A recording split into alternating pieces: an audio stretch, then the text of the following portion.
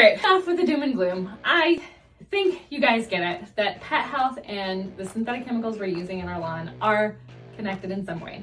And if you want alternatives, I am here for you. It's what I passionately use to start my business, Elm Dirt, and I've learned so much along the way. So let me start with a little bit of background. So the Rodale Institute, which has dedicated itself to studying regenerative agriculture and synthetic chemicals, has noticed is that synthetic fertilizer in particular kills the living microbes in your soil.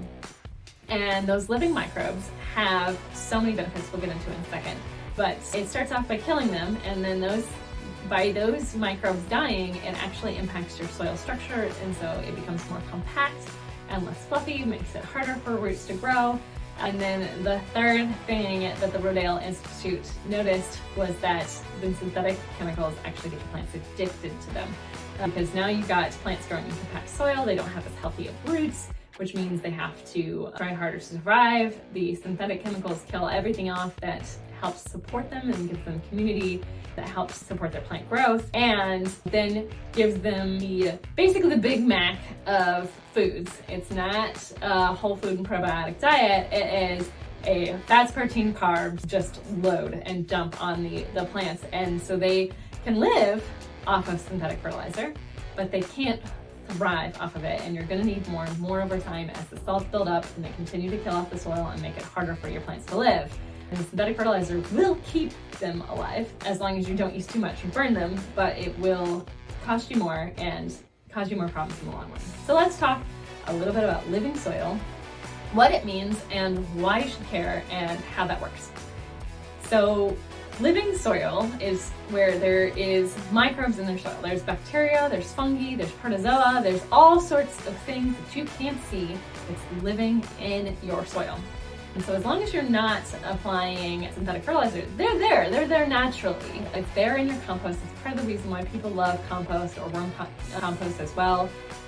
That's part of the magic of it, is the unseen life that's there. And what these things do is they're helpers. They help and they create these communities where they work together. If you've ever heard of mycorrhizal fungi, it's there in the soil as long as you don't till it and break it up.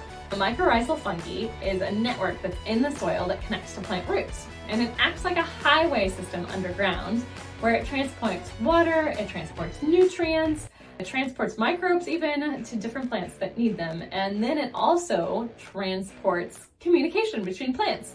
And so a plant, even miles away, can indicate, hey, look, there's this pest that's attacking me, and I found out that I could fight this off better if I used this, boost my immune system in this way, and it can actually trigger other plants to not then get attacked by these bugs or pests or diseases even, because they know how to boost their immune system to combat them. And so it's really beneficial. But other ways that these living microbes are helping these plants is by supplying them nutrients. So there are specific bacteria in our soil right now that pull nitrogen out of the air, because our air is made up of more nitrogen than anything else, and it's converting it into ammonia for plants to use as fertilizer. But it only supplies enough ammonia that the plant needs in that moment. So they're talking to each other, which is more than us as humans can ever do. So when does the plant need this nitrogen? How much does it need? So we're all continually putting more than the plants need, or less. I suppose you could always see that nitrogen deficiency too. We're just putting down what we as people think they need versus asking the plants, how much nitrogen do you need? Which is what the microbes do. So they act like little fertilizer factories, and they only put down what they need. And if you don't have excess, it can't go anywhere. It's there at the plant roots. It's not on the surface. It's not getting picked up on your shoes or on your pet's skin as they roll around in the yard. And not only that, is if the microbes get picked up onto something else, they're not getting the signals from the plant to pull the nitrogen from the air and produce the ammonia.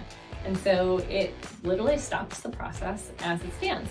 So there's so many cool things that's happening with living microbes in our soil, and that makes it so much more effective. Because one of the things I've heard as complaints is that organic fertilizer either doesn't work as well as synthetic fertilizer, is so slow acting that it takes 3 to 5 years before the synthetic fertilizer or the organic fertilizer or the compost that you put down to actually be available to your plants. And I'm here to tell you that that may be true in certain cases, but it's not always true.